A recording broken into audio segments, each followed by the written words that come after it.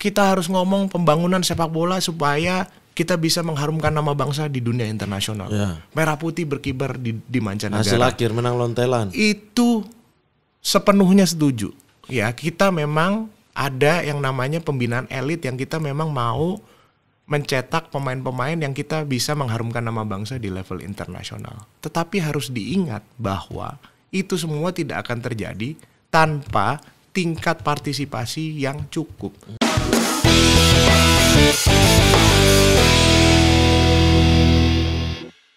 Halo Sobat Sporty, kembali lagi di Sportcast terbaik di Republik Indonesia di Bola Langit Ibu Pertiwi yang tidak membutuhkan award apapun karena kita tidak membutuhkan pengakuan. Kami lebih bagus daripada semua yang ada termasuk Jebret dengan DPI-DPI-nya. Kami lebih bagus daripada Pandit Football termasuk dengan Bang Andreas Barbun di dalamnya. Kami juga lebih bagus daripada Regista yang sudah bergabung ke lingkaran kekuasaan. Kami juga lebih bagus daripada Fantasista, Ainur Rahman, Ilham Zada dan kawan-kawan. Kami lebih bagus daripada Ruang Taktik Garis Tengah karena taktik kami lebih berhasil. Kami juga lebih bagus daripada perkembangan usia muda Indonesia. Tidak ada satu tujuan yang jelas. Tujuan kami jelas, menjadikan podcast terbaik di Republik Indonesia. Mantap. Semangat. Kami juga lebih bagus daripada tata kelola sepak bola Indonesia. Kami juga lebih bagus daripada website resmi PSSI. Kami juga lebih bagus daripada apa? Regulasi pemain 5+1. Iya, karena kami jauh lebih bagus daripada pemain-pemain ASEAN. Emang iya? Iya kan 5+1 plus satunya kita protes. ASEAN tiba-tiba ambil Kamboja. Oke, hari ini kita kedatangan siapa, Coach? Selama ini kita membahas tentang pemain-pemain muda. Ya, kita sering kesal nih. Sering kesal. Ketika bahas dulu mudanya gimana, terus ada sesuatu titik yang kita kenapa kok gitu? Terus banyak pemain juga yang menyesali masa mudanya di sini. Terus kita sering nanya, jadi solusinya apa Bu untuk sepak bola Indonesia? Ya itu pemain mudanya grassroots-nya perbaiki. Iya. Nah, kita datangkan masternya. Iya, ahli strategi muda ya. Youth development. Iya, sudah berlalang buana di Lalang manapun. buana. Sekarang menjadi youth development di sebuah klub. Ya. Di Indonesia. Betul sekali. Yoi. Kita langsung saja. Inilah dia, Bang Ganesha Putra. Halo. Halo. Jadi klubnya adalah Persija Jakarta. Betul. Pangling tapi Bang, sekarang ya di ramping banget ya Bang. Ya lumayan. Lumayan artinya selama ini kita sering ngomong soal nutrisi, kita sering ngomong soal harus disiplin menjaga makan. Ya kan, mulut kita kayaknya bau gitu kan karena kita ngomong doang gitu. Jadi saya pikir kemarin ada momentum ketika juga pandemi ya, saya pikir kita harus walk the talk, kita harus practice what we preach gitu. Jadi ya kita harus jangan ngomong doang tapi kita juga harus kasih contoh. Jadi itu sih sebenarnya. Abang tuh berarti diet Dan sport. Bang berapa tahun Bang bisa jadi 2 tahun. 2 tahun? Iya. Ini diet, tapi makanya junk food terus, Bang. Bang, dia kenapa nggak makan nasi? Diet, tapi itu ayam junk food, iya. Tapi sebenarnya perlu diketahui bisa juga diet dengan junk food, ya kan? Bisa makan ayam goreng 1 potong aja udah sehari pasti kurus. 1 hari. Jangan makan yang lain-lain tapi. Iya, tapi bagus nggak? Bagus dan enggaknya dipertanyakan ya. Hanya beratnya turun. Kalau Iya. bagus apa enggaknya nggak tahu. Soalnya kalau googling Bang Ganesha di 2021 aja itu masih gendut banget. Pas datang, buset. Jauh banget sekarang. Ini karena memang di jabatan sekarang, Bang. Bukan jabatan, tapi memang yang tadi saya bilang itu ketika googling zaman-zaman dulu tuh zaman-zaman mulut kita bau karena kita cuma ngomong doang. Sekarang gitu kan, ngomong kita suruh pemain harus disiplin jaga makan, harus mengatur ini pola makan, nutrisi, disiplin tapi kitanya sendiri begitu kan. Makanya orang nggak ada yang percaya. berhasil turun berapa kilo Bang? Waktu di federasi itu paling parah ya, saya hampir 110. Mungkin sekarang 75. Lumayan. Jauh. 2 tahun itu ya tapi. 2 tahun. Jadi yang pangling inilah sekarang Ganesha Putra. Iya. Jadi, tiba-tiba loh kok aku 70 gitu. Iya, makanya jaga makan. Jangan siap. ngomong doang, Anda lisensi pelatih ada, punya klub ada, tapi perut begini, fitnah jalan. Oke, saya nggak disiplin. Saya kecilkan perut. Iya, disiplin lah, Bro. Oke, itu pelajaran pertama nih. Pelajaran pertama. Minumnya jangan alkohol, kopi aja. Yes. Untuk narkotik memang Astagfirullah. enak memakai Astagfirullahaladzim. biar ngedorong. Ini orang makin aneh nih. Tolong nih. Kayaknya Bang Ganes aja duduk sini dah. Bang, tapi sekarang berarti jabatan ya namanya ya. Posisinya itu youth development. Jadi kalau di Persija itu ada satu unit namanya Persija Development. Kebetulan saya direktur di Persija Development. Meskipun saya juga mulai musim kemarin diminta membantu di tim utama. Jadi saya bantu Pak Panca selaku presiden klub gitu. Di tim utama juga difungsikan untuk memantau peralihan pemain dari yang muda ke senior. Nggak terlalu sebenarnya. Karena di tim utama mungkin saya nggak banyak bicara yang teknis ya. Karena mungkin saya lebih banyak mensupport yang di luar yang teknis, karena yang teknis semua kan sudah ada pelatih. Oke. Gitu. Ada fenomena menarik Bang di musim lalu bahwa banyak pemain-pemain muda Persija akhirnya manggung dan kita tercengang dengan kemampuan mereka. Ilham Rio Fahmi jadi pemain muda terbaik, terus ada Reski, ada Niko, ada Aji. Striker. Siapa Aji Kusuma? Yang kemarin ketika striker semua nggak ada terus cetak 2 gol di ending. Iya, Aji Kusuma ya? Iya. Striker kan? Iya. Terus melihat fenomena itu Bang, itu apakah sudah dibangun dari beberapa tahun sebelumnya akhirnya mereka bisa manggung di bawah Thomas Doll Bang?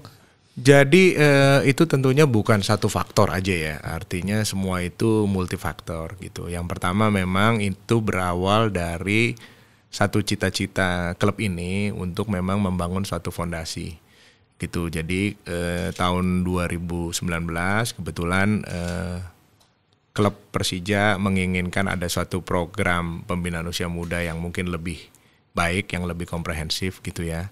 Kemudian kebetulan ketika itu Persija meng-hire expert dari Spanyol, ada Eduardo Perez, dan kebetulan saya membantu beliau gitu. Jadi beliau adalah yang pertama kali menetapkan untuk pembinaan usia muda di klub Persija Jakarta. Itu yang pelatih kiper timnas itu Bang ya? Betul. Bismillah ya. Ya betul, dan setelah itu kemudian beliau tidak lagi di Persija, saya melanjutkan fondasi yang sudah ditetapkan oleh beliau. Ya. Itu kalau bisa dijabarkan Bang, tugas dan fungsi seorang direktur youth development ini itu apa aja sih? Jadi di Persija Development sendiri itu kita membawahi beberapa lini lagi gitu ya. Ada satu lini yang mungkin banyak orang udah tahu, yaitu yang namanya Elite Pro Academy. Oke. Ini adalah satu program untuk selected players, pemain-pemain terbaik yang memang punya potensi untuk ke tim utama dan ini mendapatkan beasiswa dari klub. Gitu kita bina itu muaranya dari mulai kita punya under 14, under 16, under 18, under 20. Kemudian ada lagi yang disebut dengan Persija Boarding School. Persija Academy Boarding School ini adalah satu program pendidikan formal, di mana ini adalah program full residential, di mana pemain itu dia tinggal di Sawangan, dia pagi hari dia latihan sepak bola, habis itu dia siangnya sekolah, sore dia latihan lagi. Asrama lah. Gitu. Betul, berbasis boarding gitu ya. Itu merupakan lini yang kedua. Nah, lini yang ketiga kita punya yang namanya Persija Soccer School. Itu adalah supplementary program untuk SSB yang ada di Jabodetabek. Jadi kita membuat program latihan seminggu 2-3 kali dengan pendekatan pada individual development. Jadi bagaimana anak-anak yang di SSB itu mungkin dia berlatih untuk berkompetisi setiap akhir pekan, kita memberikan semacam supplementary training untuk peningkatan dia untuk konteks individual skillnya gitu. Nah kemudian line berikutnya adalah kita punya yang sangat paling penting sebenarnya dan banyak orang justru nggak tahu, itu yang namanya Persija Grassroots gitu. Jadi bagaimana ini adalah satu line di mana kita punya tugas untuk promoting the game. Bagaimana mempromosikan sepak bola ke banyak orang. Harapannya apa? Harapannya supaya makin banyak orang main bola. Yang belum main bola jadi main bola.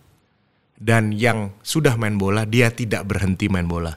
Itu visi dari Persija Grassroots yang sangat penting karena ini adalah fondasi dari sepak bola itu sebenarnya ada di grassroots ini. Semakin besar fondasi grassrootsnya, maka kita akan mendapatkan semakin berkualitas pemain elitnya gitu. Dan lain yang terakhir adalah kita punya yang namanya Persija Coaching School. Ini adalah satu line yang mengerjakan untuk pendidikan pelatih. Jadi kita melakukan pelatihan-pelatihan baik yang formal seperti kursus license D dari PSSI, kemudian juga ada course-course yang informal seperti video analysis, kemudian metodologi dan seterusnya. Jadi ini yang dikerjakan oleh Persija Development. Berarti termasuk kepelatihan juga ya, perkembangan kepelatihan. Ya, jadi termasuk juga pendidikan untuk pelatih. Karena kita tahu tadi ini berhubungan juga nanti dengan program grassroots, berhubungan juga dengan program elitnya. Karena tanpa pelatih-pelatih yang baik, tentu saja akan semakin sulit kita mendapatkan pemain-pemain yang baik, gitu. Dan kalau kita ngomong pelatih, kita nggak cuma ngomong pelatih-pelatih yang ada di Persija saja, tapi juga kita perlu pelatih banyak di luar Persija. Karena pada dasarnya pemain-pemain yang ada di Persija itu datangnya juga dari SSB mitra kita, yang mereka lebih dulu bekerja. Dan kalau mereka sudah memiliki pelatih-pelatih yang baik, tentu kerjanya ketika sudah masuk Persija akan menjadi lebih mudah. Nah tapi Bang, kalau tadi bicara soal mempromosikan ya untuk grassroots tadi, mempromosikan sepak bola ke halayak umum lah. Betul. Supaya tumbuh anak-anak ini ya masih menginginkan bola. Saya jadi ingat itu kata-kata Florentino Perez tuh. Apa? Yang ingin merubah semua karena sekarang anak-anak lebih fokus ke game, sudah lupa sepak bola. Sehingga kita tidak punya lagi jumlah pesepak bola sebanyak itu tuh. Oh jumlah kuantitas ya. Iya, jumlah orang yang suka bola sudah tidak lagi seperti dulu menurun terus, terutama yang muda. Berarti kan 5 tahun 10 tahun ke depan orang yang suka bola makin dikit nih. Dan itu yang main bola tantangan. juga. Ini tantangan berat untuk kita pembina sepak bola dan sebenarnya juga pembina olahraga ya. Karena kita kalau ngomong keluarga besar olahraga juga karena semakin menurun yang namanya physical literacy. Jadi literasi fisik ini semakin menurun dari waktu ke waktu karena memang semakin sedikitnya ruang gerak di perkotaan, juga fasilitas olahraga, infrastruktur juga semakin berkurang karena perkembangan perkotaan, pembangunan kotaan. Jadi ini menjadi satu challenge besar. Jadi saya mau kasih gambaran seperti ini. Selama ini selalu ada banyak orang yang mengatakan bahwa kita punya penduduk 270 juta, masa nyari 22 orang aja nggak bisa. Betul. Gitu. Tapi itu statement yang paling sering. Tapi saya kasih gambaran yang sangat logis dan rasional. 270 juta nyari 22 susah. Kenapa? Karena dari 270 juta itu pertanyaannya berapa banyak yang bermain sepak bola. Indonesia negara sepak bola sebagai penonton. Tapi sebagai pelaku, kalau data FIFA, penelitian FIFA yang terakhir itu, kita cuma punya registered player itu 80.000. Artinya 80.000 out of 270 juta. Prosentasenya berapa? Saya ambil gambaran misalnya Belanda, negara dengan penduduk 17 juta. Registered playernya dari mulai yang paling kecil umur mungkin 6-7 tahun sampai dengan yang veteran yang udah 40 plus itu 1,5 juta registered player. Jadi artinya hampir 7-8% gitu. Sedangkan Indonesia tadi 80.000 dari 270 juta. Kemudian saya ambil gambaran lagi. Kita ngomong itu pada level negara, sekarang saya ngomong di level kota. Ya kan? Persija Jakarta punya kolaborasi salah satunya dengan salah satu klub La Liga namanya Deportivo Alaves. Jadi ketika kita ada diskusi sama mereka, kita banyak ngobrol, mereka tanya, di Persija kalau pertandingan sepak bola berapa banyak yang nonton? Gitu ya. Kita selalu ngomong mungkin 40.000, kalau pertandingan big match 70.000. Wah, mereka semua tercengang. Gitu ya. kita tanya sama mereka gitu kan, kalau kalian berapa? Ya kami kalau setiap pertandingan kami punya stadion 19.000 rata-rata, penonton kami paling 17.000. Kita agak sombong sedikit gitu ya, agak sedikit ngenyek lah. Ada busung tuh. Udah ada busung gitu kan, waduh dikit amat lu katanya kan, kasihan banget gitu kan. Kita kerja sama kalian. Iya gitu. Sedikit ini gitu. Iya, tapi begitu kita telusurin lagi, mereka tanya, berapa banyak penduduk Jakarta? Kita bilang Jakarta mungkin 10 juta lebih lah gitu kan. Baru kita mulai agak minder ketika dia kasih tahu, oh kalau kami cuma 250.000 penduduk kota kami katanya. Jadi secara populasi orang penonton bola. Jadi dari 250.000 itu 17.000 tiap minggu dia nonton bola. Gitu ya. Iya. Sedangkan kita dari 10 juta berapa banyak? Itu kita ngomongnya baru penonton. Apalagi kalau kita ngomong sekarang pelakunya yang main bola. Jadi ini yang perlu teman-teman tahu karena negara kita ini termasuk mungkin teman-teman di media, kemudian pemerintah, pemangku kebijakan, federasi, semuanya ngomongnya elitisme. Semuanya ngomong, kita harus ngomong pembangunan sepak bola supaya kita bisa mengharumkan nama bangsa di dunia internasional. Ya. Merah putih berkibar di mancanegara. Hasil akhir menang lawan Thailand. Itu sepenuhnya setuju.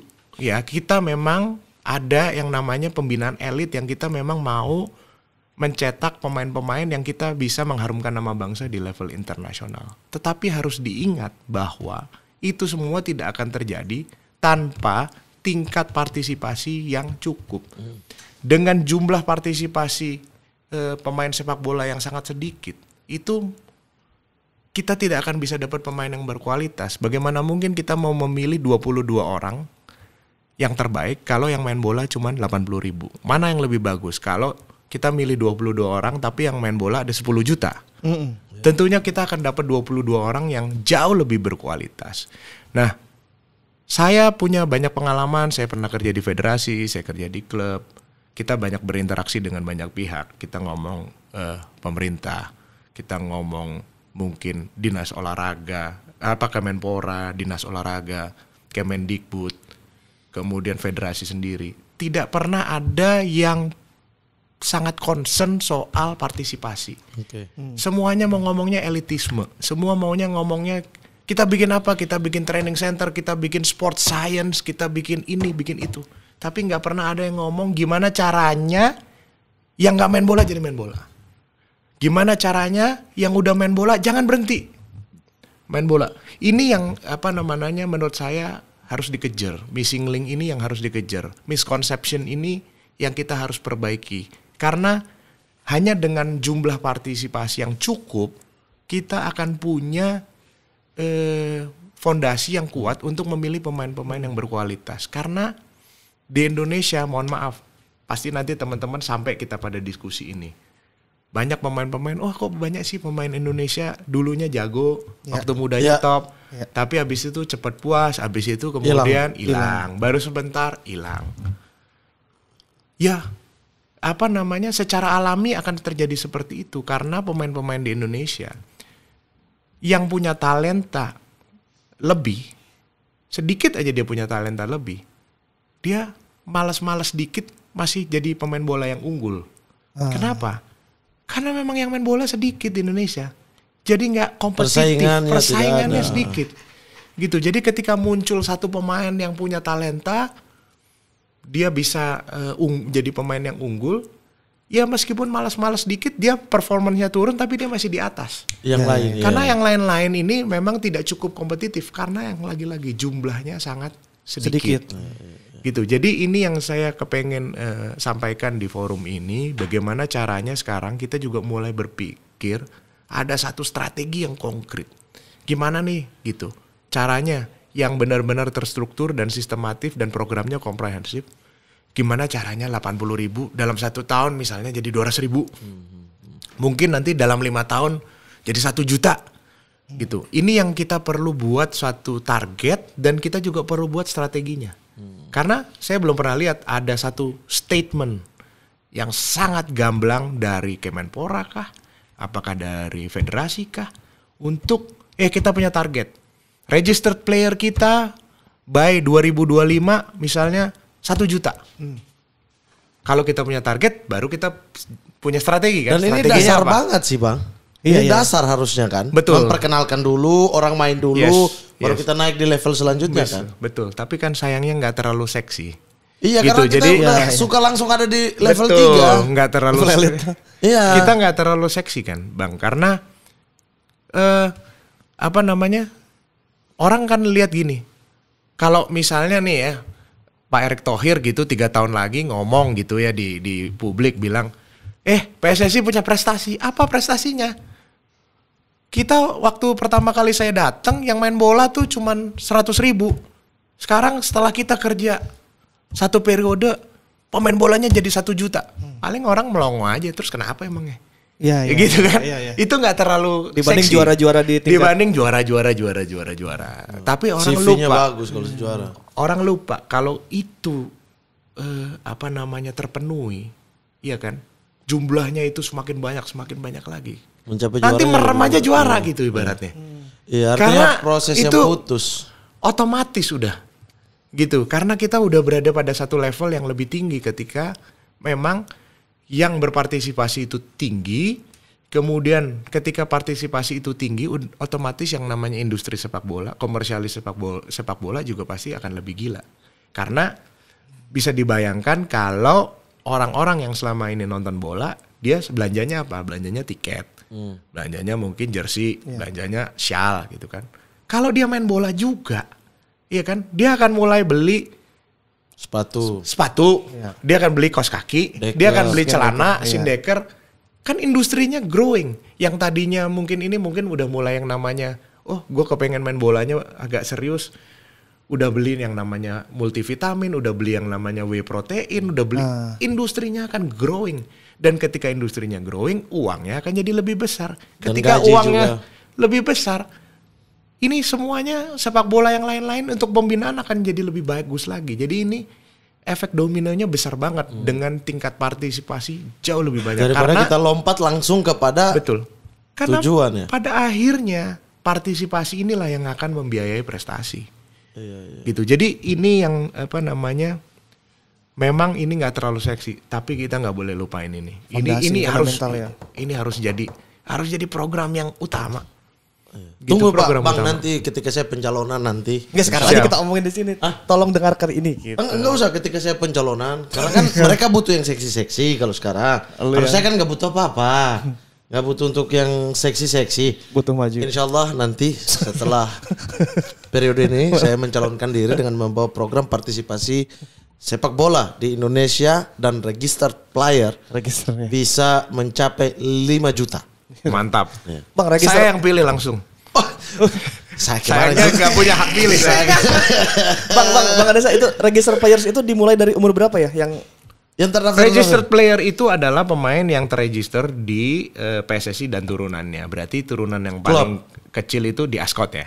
Oh ya, kayak. Ya kan gitu. Nah memang tentu saja ada banyak sekali pemain-pemain Yang yang tidak terdaftar mungkin tidak ya. register karena mungkin juga sistem administrasi kita juga mungkin belum terlalu optimal. Tetapi ya kan perlu diketahui bahwa yang tidak registered itu juga ya di Belanda juga banyak gitu.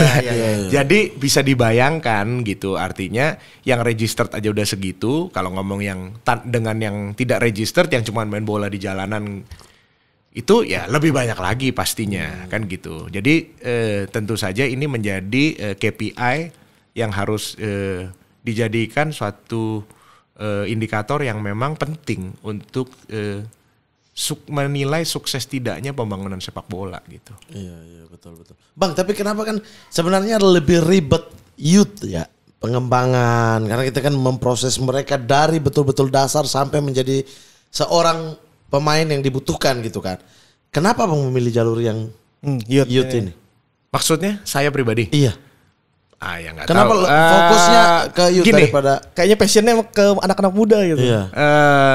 apa namanya, saya juga nggak bisa menjelaskan tiba-tiba kenapa begitu ya. Tapi memang perjalanan itu mungkin kalau saya cerita awalnya, kita dari dulu ya sama lah main bola, tapi main bolanya ya bodoh-bodoh lah gitu kan, cuman level sekolahan gitu.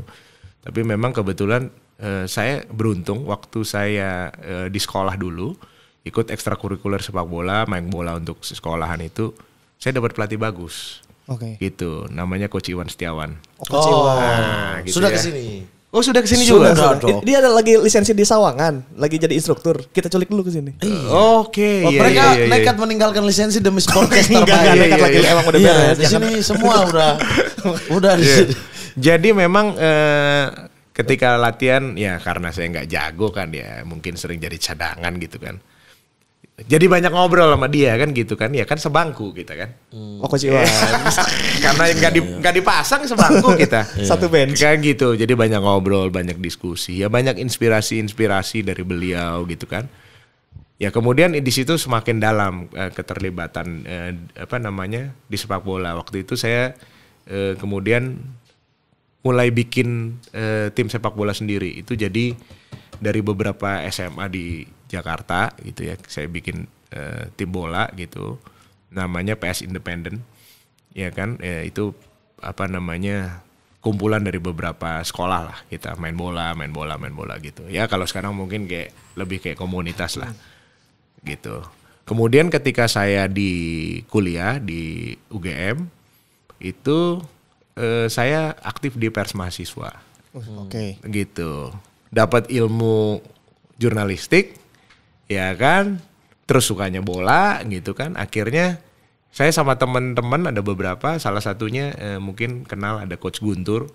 Oh iya, yang, Jogja tuh. yang psikolog juga dia lama asisten Coach Indra Safri. Kita bikin media nih bareng-bareng. Kita bikin namanya Kick Off. Oke. Gitu. Kick Off itu adalah media kepelatihan sepak bola, ya kan? Ini strukturnya Terbaik di bawah Pukat UGM. Dan satu-satunya terbaik terdepan karena satu-satunya kan gitu. Terbaik. Oh, berarti ntar kita sebutin terbaik, lebih baik daripada Kick Off gitu.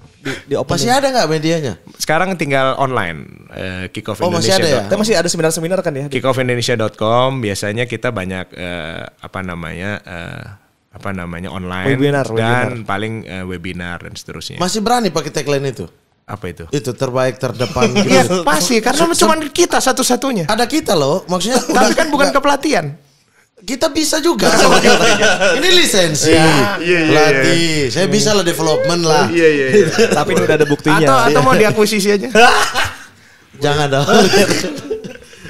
Ya jadi kick off disitulah kemudian saya mulai bertemu banyak pelatih sepak bola gitu kan. Jadi itu banyak aktif ngurusin sepak bola, terus kemudian banyak ketemu ya karena media kepelatihan kan ketemunya sama pelatih bola kan gitu kan. Itu.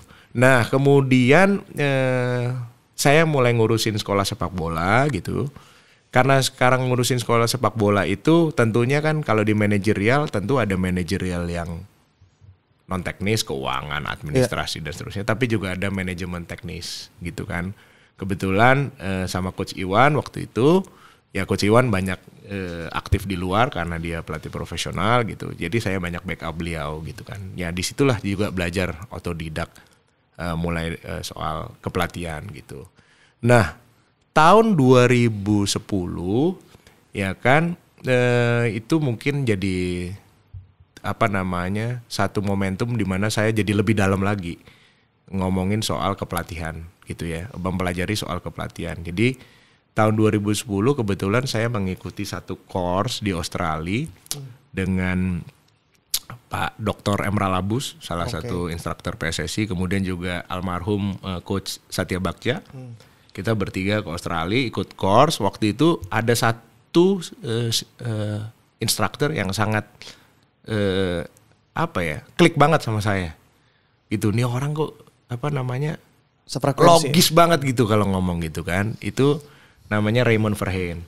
Raymond Verheyen itu adalah fitness coach yang salah satu yang terkenal di dunia. Dia banyak kerja jadi asistennya Louis van Gaal, jadi asisten Gus Hiddink, Dick Advocaat.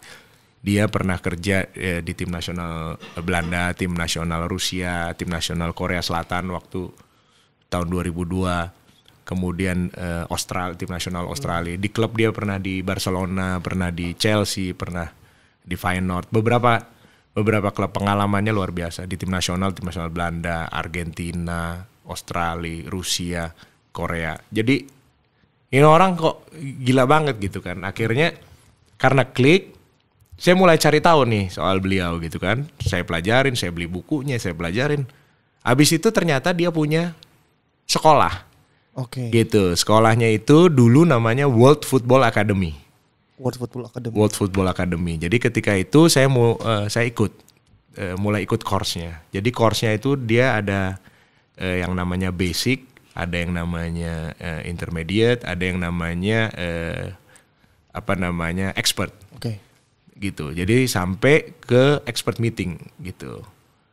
Nah, itu 5 tahun hampir ya. Jadi 2011, 2012, 2013, 2014 2015 itu saya ambil itu belajar di World Football Academy gitu. Nah itulah yang membuat saya punya satu pegangan untuk saya bekerja membangun sepak bola gitu. Karena ini boleh dibilang satu model pendidikan yang sangat progresif gitu ya, karena memang ini sebenarnya ini informal karena ini tidak license based di federasi. Meskipun kalau di Eropa itu sertifikatnya World Football Academy itu bisa dikonversi. Oh, bisa dikonversi. Bisa dikonversi ke license di federasi beberapa negara. Itu setara apa, Bang? B. Gitu, saya kurang begitu paham gitu ya, tapi karena saya nggak pernah ngurus gitu kan, karena saya juga ambil ilmunya ya. Karena ya memang saya juga memang nggak memang mau jadi pelatih gitu. Jadi memang saya lebih suka mempelajari sebagai teoris aja, dan ini menjadi suatu pegangan untuk kita membangun satu metodologi gitu. Jadi lebih sifatnya untuk ilmu pengetahuan dan untuk teori based. Gitu. Meskipun saya juga suka praktek melatih gitu ya, tapi itu sifatnya praktek melatih itu hanya sebagai kayak laboratorium aja atau sebagai research untuk kita pengembangan metodologi dan teori. Jadi bukan untuk directly memang menjadi seperti professional coach. Jadi saya udah tahu dari dulu memang ya it's not my cup of tea lah. Jadi saya banyak mempelajari itu pada konteks untuk pengembangan teori dan metodologi gitu ya. Kemudian setelah itu berbekal itu ya saya banyak melakukan pekerjaan di klub. Kemudian saya dapat kesempatan karena Coach Danur Windo tahun 2017 ngajak saya ke PSSI karena Coach Danur waktu itu dapat challenge yang sangat berat dari Pak Edi Rahmayadi dan juga Pak Ade Wellington waktu itu sebagai General Secretary untuk bikin yang dibilang Indonesian Way gitu, main bola ala Indonesia gitu kan. Jadi Coach Danur ngajak, dia bilang saya perlu orang yang mungkin bisa research, juga bisa merumuskan satu metodologi gitu ya. Ya jadi akhirnya saya bantu dan kita bersyukur waktu itu berkat kerja rekan-rekan ya. Banyak sekali tadi rekan-rekan yang di sini sekarang. Jadi reuni saya tadi. Iya kan? Ada yang ketiban atap. Iya. Yang bikin logo Villanesia tuh juga. Sekarang ada di sini. Tadi saya ketemu di bawah. Podcast lain ya. Behind the team kita saja sudah terbaik di negeri ini. Gak boleh sombong kalau itu. Sombong aja gak apa-apa. Jadi bersama Coach Danur itu membuat Villanesia ya. Berarti Villanesia ini ada buah pikiran abang di dalamnya juga ya? Kalau buah pikiran saya pribadi mungkin enggak, tapi mungkin saya membantu memotret pemikiran banyak orang-orang sepak bola hebat di Indonesia lah ya. Karena kita banyak melakukan hearing, kita banyak melakukan FGD, baik dengan pelatih top level sampai pelatih akar rumput gitu. Kita pengen tahu kendalanya, keinginannya, terus gayanya seperti apa, kesulitannya, segala macam, plus minusnya semua kita banyak melakukan itu. Jadi memang saya kerjanya ini lebih banyak sebenarnya memotret gitu, memotret kemudian kita rumuskan, merumuskan gitu. Iya. Bang, tapi kalau abang kan udah cukup lama lah melihat keadaan sepak bola Indonesia terutama usia muda ya. Kan banyak sekali tuh pemain-pemain yang datang ke sini lalu kemudian menceritakan sebuah hal tentang masa mudanya yang ya kalau dia ambil dan baru sekarang dia menyesali. Sebenarnya titik perubahan di usia muda itu ada di mana sih sesuai mental dia dan lain sebagainya? Apakah dari U17 naik ke U20 ataukah memang betul-betul harus dipoles dari bawah sebenarnya karakter dia tuh udah terbentuk? Jadi gini, pada akhirnya kita harus tahu bahwa ini yang namanya sepak bola profesional itu dunianya keras. Itu udah nature-nya gitu ya. Saya pikir ini di mana-mana kalau kita bicara dunia kerja gitu kan. Antar podcast aja kan tadi persaingannya keras kan gitu. Jadi itu udah nature-nya karena ini industri gitu kan. Semua mau melihat, orang mau menonton yang terbaik dong. Kan gitu. Itu udah nature-nya. Dan memang yang terbaik itu kan cuman ada 18 klub kalau di Indonesia ya. 18 klub kali mungkin kalau kita ngomong yang main terus kan 11. Ya berarti cuman ada 188 orang. Kan kira-kira gitu gambarannya. 182 orang. Sedangkan masa usia pemain bola itu dia main bola mungkin kalau dia masuk profesional let's say umur 21 mungkin sampai umur 30 kita ngomong rata-rata 10 tahun. Sedangkan setiap tahun akan selalu muncul pemain-pemain baru. Gitu kan. Jadi memang ini sangat kompetitif. Meskipun di Indonesia ini karena yang main bola masih sedikit seperti yang isu kita bahas tadi, itu memang nggak sekompetitif di Eropa, tapi tetap namanya profesional. Ada karena slotnya sedikit, ya pasti kompetitif. Gitu. Jadi ini sebenarnya udah nature. Makanya sebenarnya kalau kita ngomong pembinaan usia muda, kita tuh udah harus tahu bahwa kita nih bina pemain itu ada yang namanya ada yang bilang the law of 10%, ada yang bilang the law of 5%, ada yang bilang the law of 1%. Pada akhirnya yang jadi pemain bola profesional mungkin hanya 10%, mungkin hanya 5%, bahkan mungkin hanya 1%. Dan itu di seluruh dunia sama. Lalu sisanya buat apa bang? Kalau kita menaikkan pemain untuk menyukai sepak bola, orang tua mereka masukin ke SSB dengan harapan jadi masa depan bola. Gitu. Lalu gini, apa yang dijanjikan? Gitu, makanya kalau kita ngomong youth development, pembinaan, bahkan kita ngomong pembinaan elit sekalipun, seperti kita Persija, kita punya yang namanya Persija DNA. Itu kita nomor 1 bukan mau jadiin mereka pesepak bola yang hebat. Nomor 1 kita harus jadiin dia manusia yang hebat dulu. Gitu.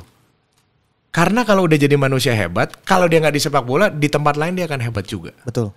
Gitu. Jadi kalau kita ngomong di tempat kita ada yang namanya Persija, Persija itu singkatan.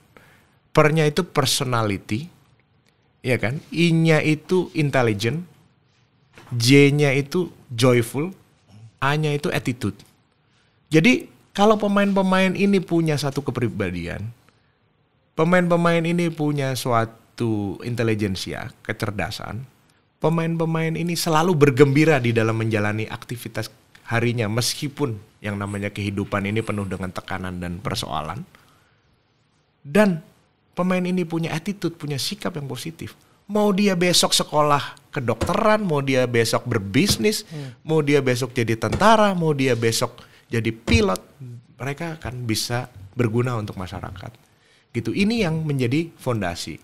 Bahwa kemudian ada 1%, 5% yang mungkin punya satu kemampuan sepak bola dan juga mungkin punya opportunity untuk profesional di sepak bola, menjalankan semua atribut kemanusiaan yang tadi itu di dunia sepak bola, yaitu menjadi suatu privilege untuk mereka. Tapi yang paling penting bahwa semua orang harus tahu bahwa ujung-ujungnya ini cuma 1-5% yang akan jadi. Inilah yang namanya piramida. Gitu. Sisanya kemana? Ya sisanya kalau kita ngomong program grassroots lagi, ya kita kalau bisa sebisa mungkin orang-orang ini tetap di sepak bola. Nggak berhenti main bola. Kenapa? Ya sepak bolanya hanya untuk rekreasi, sepak bolanya hanya untuk sosial, sepak bolanya hanya untuk kesehatan. Itu jauh lebih baik. Berarti, daripada kemudian abis itu nggak ngapa-ngapain, abis itu jadi mungkin jadi berat badannya naik, abis itu kemudian malah jadi nggak sehat. Di dunia apapun, di bidang apapun, pasti dia nggak akan kompetitif. Betul, gitu kan. Betul. Gitu. Itu karena temen gue pun pernah ada yang ada ikut kursus 1 minggu 2 minggu di Amerika, itu kayak gitu, dia kan untuk grassroots ya Bang. Betul. Kata dia dalam satu SSB katakanlah ada 20 orang, kamu cetak dia jadi orang baik, jadi orang yang disiplin, karena nggak semua jadi pemain bola. Yang jadi pemain bola paling 1, paling 2. Sisanya lu harus membuat mereka jadi manusia yang baik. Itu bener sih. Dan kita harus ingat, inilah yang namanya kehebatan sepak bola. This is the glory of football. Karena, iya kan, sepak bola ini bisa mengajarkan manusia untuk disiplin, punya tenggang rasa, kerjasama, kompetitif, Kecerdasan. bagaimana dealing dengan kegagalan, bagaimana dealing dengan keberhasilan, bagaimana berkomunikasi satu sama lain dengan orang yang seumuran, dengan orang yang lebih tua, dengan orang yang lebih muda. Bagaimana menghargai ketika wasit bikin salah atau mungkin wasit katanya curang. Bagaimana dealing dengan itu? Bagaimana dealing dengan lawan yang mungkin gak sengaja kasar? Itu ketika mereka bisa menjalankan itu semua sampai pada satu titik tertentu, mau jadi apa aja mereka akan jadi orang hebat. Gitu. Karena mereka udah ditempa oleh sepak bola. Berarti yang diciptakan di development ini adalah menciptakan karakter sepak bola. Betul. Bukan hanya menjadi pemain sepak bola. Betul. Jadi jangan takut kalau orang tua mau masukin anaknya ke SSB. sekolah sepak bola. Ya kan? Oke, punya harapan kepengen anak gua main di TV, main di liga, bisa nonton di TV. Oh, boleh-boleh aja, itu cita-cita yang sangat mulia. Tapi juga nggak usah khawatir kalau anaknya somewhere along the way nggak jadi pemain bola profesional, gitu. Karena begitu dia switch ke bidang yang lain, dia akan jadi orang hebat, gitu. Iya kan? Saya tadi di bawah ketemu pemain saya waktu masih 14 tahun, 15 tahun ikut SSB. Saya ngebina dia. Sekarang dia nggak jadi pemain sepak bola profesional, tapi sekarang dia bisa jadi profesional di Bidangnya. Podcast nomor 1, Yes. ya kan katanya kan? Begitu dong. Itu bukan katanya, Pak. Itu bukan katanya, emang fakta. faktanya ya kan? Ya. Itu kalau nggak karena sepak bola saya nggak yakin. Begitu loh. Ya. Jadi sepak bola ini punya magnet yang luar biasa. Saya punya banyak pemain yang pilot ada, lawyer ada. Kalau wira swasta udah nggak bisa diomong, gitu kan? Saya begitu mulai bola, mulai ketemu sama orang media, ini dulu pemain bola, ini dulu pemain bola, ini dulu pemain bola. Dan jago-jago gitu loh. Iya. Gitu. Tapi nggak bisa dibohongin juga. Ada juga yang let's say kurang begitu beruntung baik di dunia sepak bola maupun dunia profesional.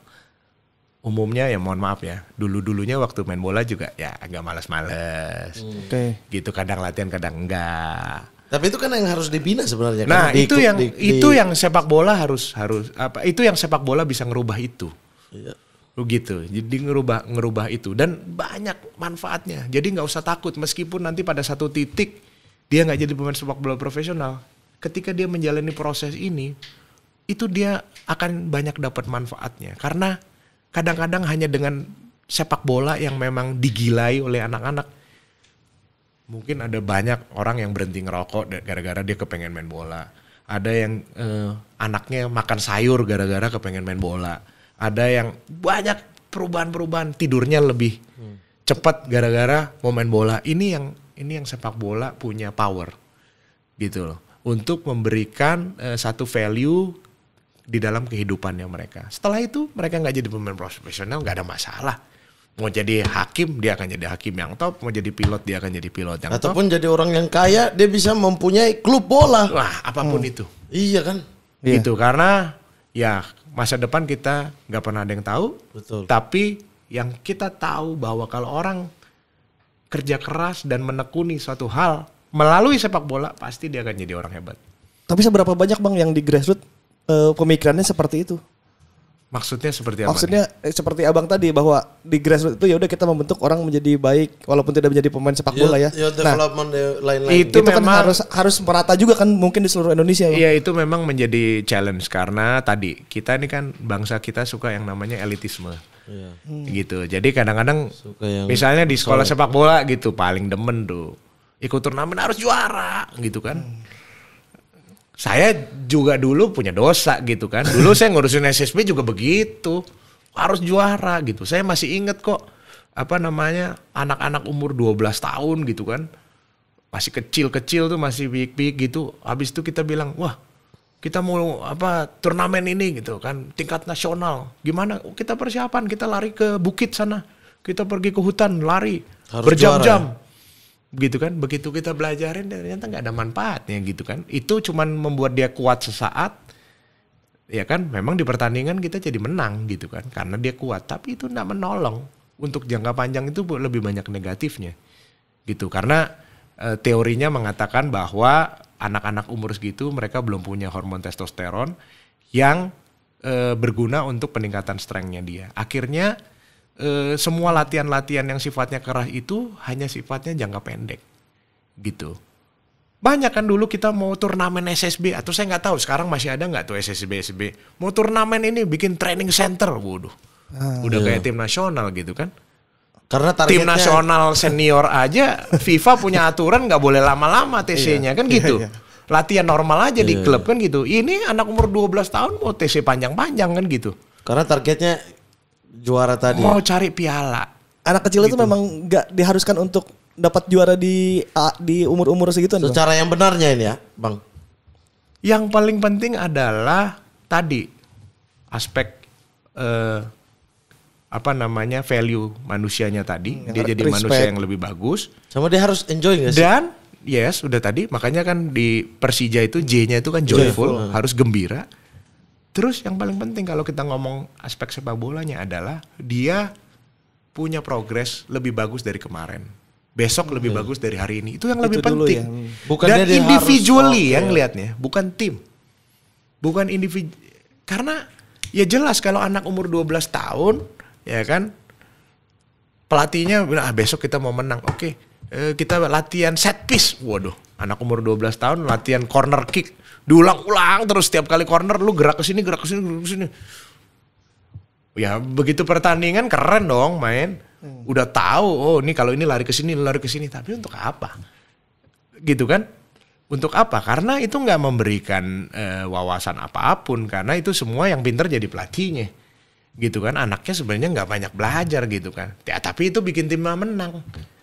Gitu. Nah ini yang hal-hal seperti ini yang memang kita harus mulai harus jauhkan. Kita harus tahu bahwa yang paling penting individual development. Gitu. Bagaimana apa yang pemain itu harus berkembang dari aspek sepak bolanya. Aspek sepak bolanya apa? Dia harus bisa punya kemampuan berkomunikasi terhadap sekitarnya.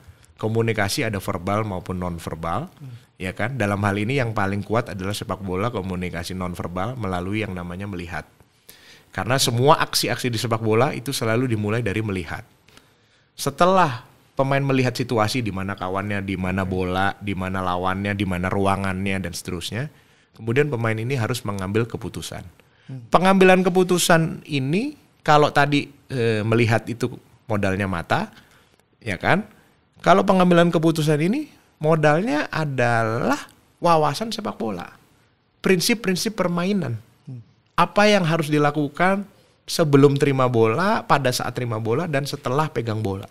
Mereka pemain ini yang perlu diisi ilmu-ilmu itu supaya mereka bisa mengambil keputusan. Artinya berkembang sesuai umurnya ya. Iya, di situ. Baru setelah itu ada yang namanya eksekusi. Setelah dia ambil keputusan, oh keputusannya adalah saya passing, atau keputusannya oh shooting. Saya nggak bisa passing nih karena dia nutup jalur passing. Karena dia tutup, terbuka ruangan, oh saya dribble.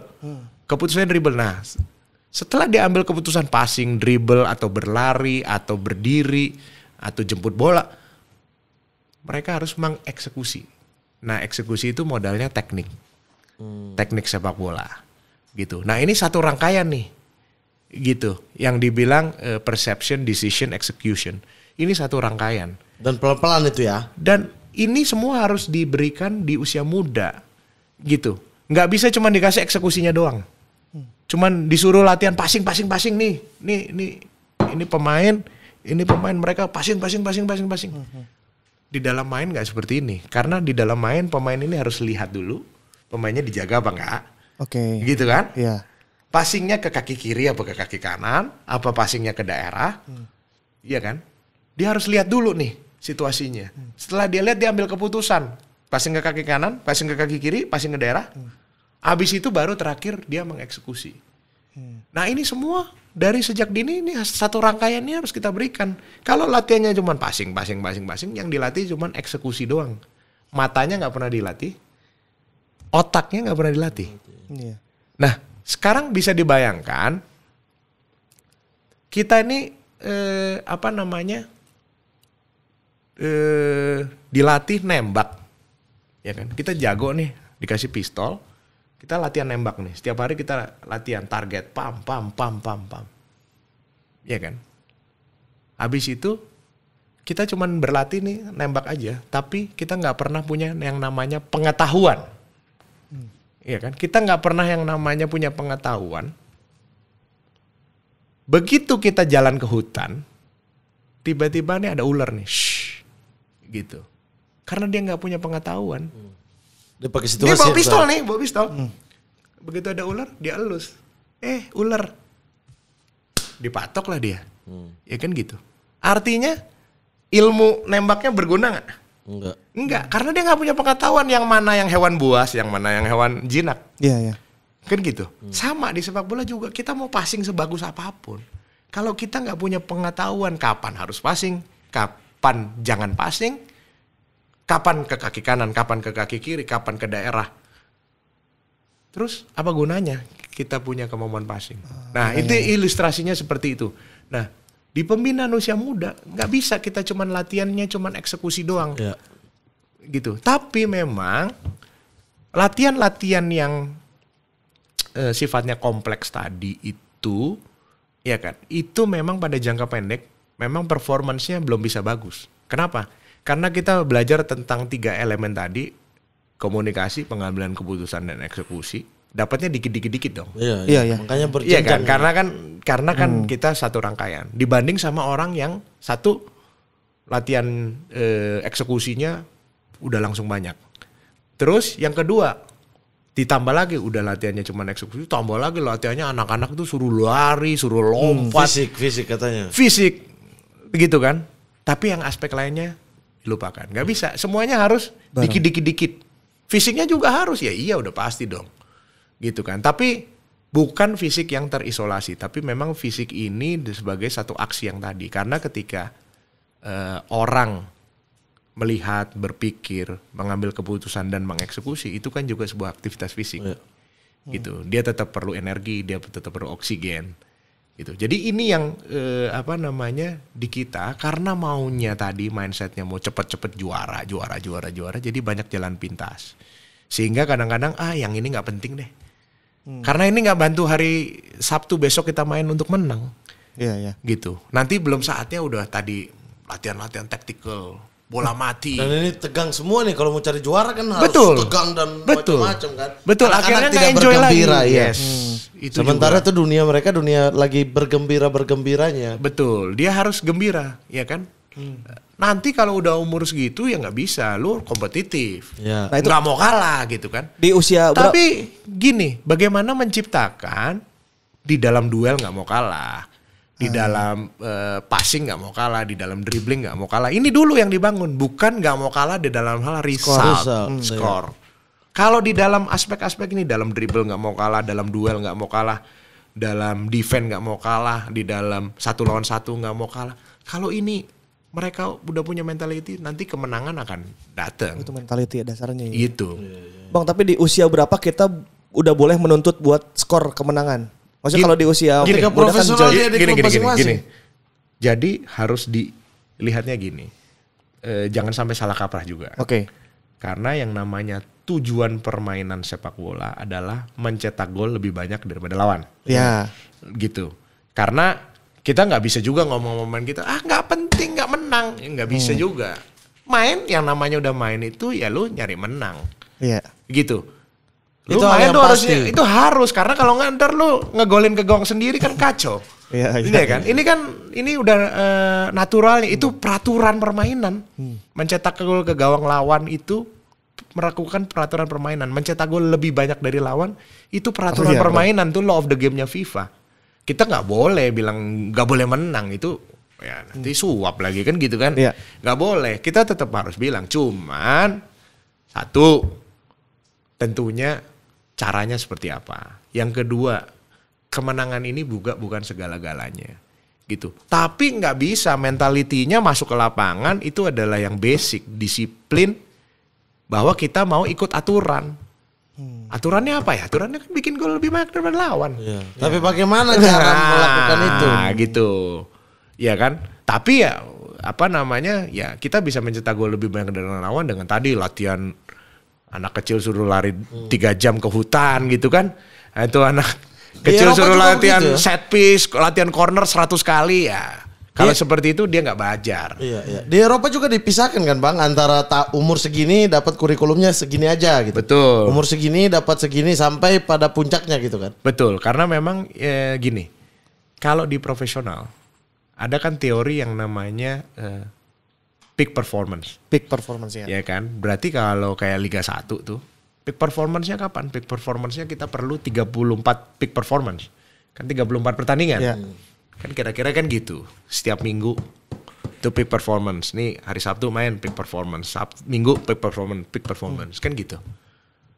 Nah kalau di usia muda itu nggak ada peak performance-nya hari Minggu besok. Peak performance-nya kapan? Peak performance-nya kalau lu umur 10 ya mungkin 8 tahun lagi, 10 tahun lagi itu peak performance-nya. Yang kita lakukan ini sebuah rangkaian anak tangga, kita naik anak tangga menuju ke peak performance-nya di umur 18-20 tadi. Gitu. Jadi kita enggak peak performance-nya bukan turnamen besok atau pertandingan hari Minggu besok. Enggak, peak performance-nya nanti umur 18-20 kan gitu. Jadi ini yang juga mindset-nya juga harus dirubah. Gitu. Jadi jangan berpikir ya kalau ngomong umur 12 tahun menang jadi piala ya udah kan. Iya, iya. Udah. Ya kan Situ gitu aja kan. Ya akhirnya, udah gitu loh kan. Jadi sebenarnya apa sih? Ya kalau kita di SSB dulu kan waduh, ya saya juga termasuk yang banyak tuh dosanya kan gitu. Ya yang kita dapat apa ya cuman lemari penuh piala aja gitu kan. Iya. Tapi kalau pemainnya nggak jadi untuk apa? Kan gitu. Dan banyak juga bahwa pemain-pemain yang saya bina yang mungkin jadi ke profesional tapi juga dulunya bukan yang suka tim-tim juara itu. Jadi generasinya dia nggak sering juara gitu kan, atau mungkin bahkan nggak pernah juara gitu kan. Kadang kita lihat di turnamen kelompok umur di Eropa tuh. Justru pemain yang nanti senior tidak pernah mencicipi turnamen Eropa Kadang-kadang ini. ada juga banyak yang nggak itu pernah, malah. ada juga yang iya, tapi Ada juga yang kadang-kadang iya, enggak, gitu tapi- loh. Jadi yang lebih penting itu nanti di garis finishnya. Garis finishnya tadi nomor 1 garis finishnya adalah nanti dia ketika umur 18-20 dia udah jadi manusia dewasa yang harus bertanggung jawab. 1, dia harus jadi manusia yang berguna bagi diri, keluarga, lingkungan dan negaranya kan gitu. Apapun profesinya. Dan yang kedua ya dia jadi pemain sepak bola profesional. Baru Jadi garis finishnya di situ. Baru dikasih tanggung jawab lebih. Gitu kan. Ya itu kan sama aja sebenarnya. Kayak di sekolahan gitu kan. Ranking 1 gitu kan. Ya ranking 1 kelas 6 SD atau Iya. juara cerdas cermat tingkat ini ya bagus gitu kan. Itu sesuatu kebanggaan, kebahagiaan. Tapi itu nggak boleh jadi tujuan utama gitu. Itu cuman anak tangga aja. Itu cuman proses aja. Nggak belum tentu kan yang juara cerdas cermat itu nanti di dunia profesional pekerjaannya dia akan sukses. Gitu kan. Ada yang nggak pernah naik kelas tiba-tiba juga jadi orang di dunia profesional, di dunia kerja jadi orang hebat kan gitu. Karena ini apa ya? Perjalanan sepak bola ini kan dibilang sepak bola miniatur kehidupan ya. Jadi memang ini nggak linear gitu. Iya. Gitu. Oh A, habis itu B, habis itu C, habis itu D, nggak kayak gitu. Kadang-kadang Dinamis. A ke D dulu, habis itu bisa mundur ke mana, habis itu baru ke Z. Wah, perjalanan kehidupan itu seperti itu dan di sepak bola ya seperti itu. Makanya ketika kita di sepak bola bisa survive di kehidupan yakin pasti jadi orang hebat gitu. Oke. Bang Ganesha melihat Persija sekarang dihuni oleh beberapa pemain muda yang bagus ya. Potensial. Bang Ganesha itu gimana melihatnya? Apakah cukup bangga atau bagaimana menurut Bang Ganesha sendiri? Udah pasti itu kita harus memberikan apresiasi kepada semua tim kita di Persija Development yang bisa memproduksi pemain-pemain itu. Tapi, ini ada tapinya yang paling penting. 1, kita nggak boleh puas. ya maaf aja gitu kan. Mereka memang sudah jadi pemain sepak bola profesional. Tapi level sepak bola profesional Indonesia seberapa sih? Gitu. Jadi ini sebenarnya juga belum high level amat gitu. Itu satu. Yang kedua juga pemain ini mungkin jadi pemain tim nasional gitu. Iya. Tapi tim nasional kita levelnya masih di mana sih? Gitu kan. Kan belum high level amat. Jadi kita juga sebenarnya nggak boleh terlalu berbangga gitu. Kalau saya cita-citanya kalau saya ini kan karena saya ngomong konteksnya sekarang kapasitasnya di youth development ya. Cita-citanya itu yang the biggest achievement itu adalah mungkin kalau ada pemain didikan saya yang bisa main reguler dan menjadi yang terbaik di Liga Champions Eropa. Itu tujuan akhir ya. Itu yang ultimate goal saya rasa itu. Kenapa? Karena memang kita tahu di sepak bola ini kalau ngomong hierarki secara gengsi yang paling tinggi kan Piala Dunia. Iya. Antar Tapi itu kan negara. Ya, antar negara. Terus kalau di klub mungkin ada juga Piala Dunia antar klub. Tapi kalau kita ngomong Top level sepak bola, kita ngomong pada level sepak bola. Level sepak bola yang paling tinggi itu adanya di Liga Champions Eropa. Karena UEFA Champions League itu dari segi permainan sepak bola itu yang the highest. Karena jangan bandingin lah kalau ngomong kualitas Liga Champions Eropa sama misalnya Piala Dunia. Nggak akan bisa dibandingin karena yang namanya tim national team football itu nggak akan bisa menandingi level sepak bola klub karena klub latihannya tiap hari. Gitu. Sedangkan tim nasional latihannya nggak tiap hari. Itu udah nature-nya. Tapi memang kalau secara komersial, secara gengsi, histori, Piala Dunia memang yang number one. Tapi kalau ngomong quality sepak bola, Champions League Eropa itu yang number one. Iya. Bang Anissa punya target sejajar itu lah ya? Mas Sport 77 lah. Champions League Eropa ya. Kita juga kebetulan barusan jadi podcast terbaik di Serbia dan Montenegro. Serbia dan Montenegro ya. Kemarin datangin Fujovic udah nobatkan itu. Iya, Dia akan iya. kasih tahu tetangganya kan. Di sana untuk ini podcast terbaik. Oke, Bang, kita mau suruh Abang untuk membuat ultimate team. Cuma karena Abang ini ahli di youth development, kita kasih tantangan 11 pemain muda terbaik. Pengertian muda tuh apa? Saat ini muda, di bawah Muda tuh umur berapa? 21, di bawah 21. Under 21. Di bawah 21. Kalau kita 21 kan pakai, berarti kelahiran tahun berapa ya? iya kalau kita pakai SEA Games kan 23, kalau Eropa kan 21. 21 tuh berarti kelahiran tahun berapa? Kelahiran saya kan sekarang 22 nih. Saya Nyolong umur. 21 itu berapa ya? 10 berarti 2013. 2002. 2002. 2002. Iya. Yes. 2002. Oke ya. Terbaik saat ini. Oke. Gimana Untuk formasi? gimana Villanesia 4-3-3 ini kita ikut regulasi, Bang, di layar? Emang harus? Ah, Harus. Enggak, harus apa tuh? Memang harus 4-3-3. Enggak harus, bebas, Gimana? Bang. Boleh diganti? Boleh, Bang. Formasinya ya tunggu dulu pemainnya dulu siapa? 352 bisa. Ikut Kelahiran Persija. 2003. 2003 apa 2002? 2002 dah. 2002. 21 2002. Ini masih tahun 2023? Iya. Oh iya, saya kira 2024 udah rame soalnya Twitter. Jadi 2002. 2002 oke. Iya. Jadi udah pasti nggak objektif nih saya. Saya Nggak kan apa-apa, kerja nggak di apa-apa. klub. Gak apa-apa kan ini pribadi. Level. Bebas ini. Ini mah subjektif emang harus. Oh gitu ya. Iya. Subjektif. Tapi Nggak harus maksudnya objektif. subjektivitas saya kan dipengaruhi oleh profesionalisme saya terhadap klub saya dong. Oh itu nanti urusan Abang di belakang dah. Ya kita butuh di sini subjektifnya apa. Iya. Oke, di penjaga gawang. Formasi nanti kita sesuaikan ya. Formasi di terakhir ya. Penjaga gawang. Penjaga gawang 2002. Hernando 2000 berapa ya Hernando? Oke. Ada Hernando. Oke, mungkin Hernando. Hernando ya. Hernando Bisa dicek dulu. Ini sekarang kita pakai cek-cek nih. Itu Kita pakai cek-cek. enggak pasti Iya, 2002 pasti ya, udah pasti. yakin deh percaya sama saya. Jangan meragukan lu. Hernando Ari. Hernando Ari. Oke. Nggak, tapi ini jangan cuma nyebut dong, tanya juga dong alasan. Kenapa? Iya, nanti setelah selesai baru kita Tanya. Tanya. gitu. Iya. Center back. Center back 2000. Oh, satu udah pasti Ferrari dong. Muhammad Ferrari. Satu lagi center back. Yang LB dulu deh. Boleh. Oke, boleh. LB. Pratama. Pratama Arhan. 2002 ya. Oke, satu lagi back. Atau mau lengkap ke gelandang dulu juga boleh, Bang.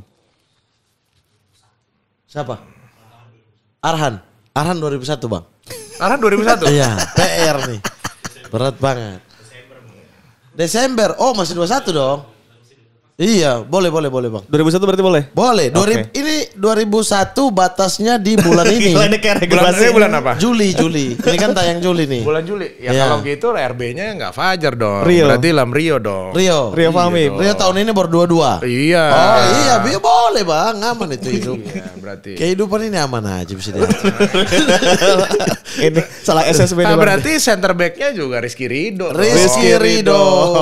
Yoi. Waduh, masa Oke. depan banget nih. Masa depan ini ya. Masa depan ini semua. Gelandang, Bang. Marcelino satu ya. Marcelino Ferdinand DAM dong. Ilham Jaya Kusuma. Hah? Pasti. Bima Sakti gitu. DM Bima Sakti striker Ilham Jaya Kusuma. belum ada ide. Belum ada ide. Oke, kita next ke AM. ide. Mungkin AM-nya apa namanya Witan sama Doni. Jadi mungkin pakai 2 AM. Oke. Witan Sulaiman dan Doni Tri. Tri Pamungkas. Oh, berarti di Mainnya- belakang itu DM ganti CM aja dua-duanya. Mainnya pakai 3-4-2-1 kali ya. Oke. Oke. Itu Doni, Tri Pamungkas. Berdua sama Witan. Oh, di atas. Pohon cemara. Center back-nya satu lagi ini dong. Siapa? Apa? Si Elkan Bagot dong. Elkan Bagot. Oh, Oh, iya benar ya. bisa. Iya kan? Iya bisa. Itu naik. Pertama Arhan naik jadi wingback. Nice.